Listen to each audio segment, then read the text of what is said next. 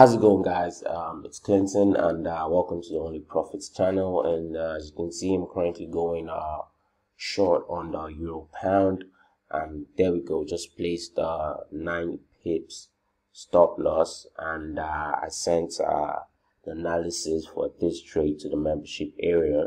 So if you want to copy my trades, get access to my signals, or learn how I trade, you can simply visit the website, and every single detail will be there. And yeah, I'm looking at making somewhere around $37,000 on this trade. I mean, it looks crazy, a 9 pip stop loss for over 50 pips take profit. But let's see what the market has in store for us today, and I'm going to get back to you guys in a bit. And hey guys, stay tuned. Whoa, running in profits, guys. As you can see, dumb money I'm trying to buy, but we're running in profits. And as you can see, we're just a couple of pips away from take profit. The 9 pips stop loss was respected, and the market literally melted as soon as I got into the trade.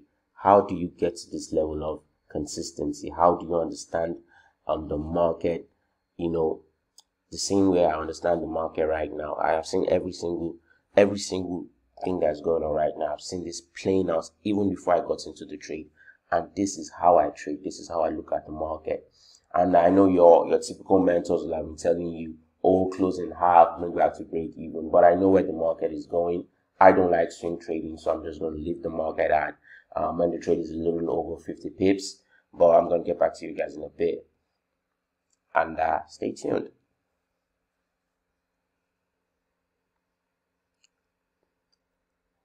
What up, guys? What up, guys? What up, guys? Take profit was hit over close to $40,000 on that trade, and like I said, that was actually my last trade for last week. This is Monday, and honestly, from Thursday night, it was really crazy here for me. I've been partying. I've literally been late since Friday, and it's Monday, and I'm just trying to get my shit together.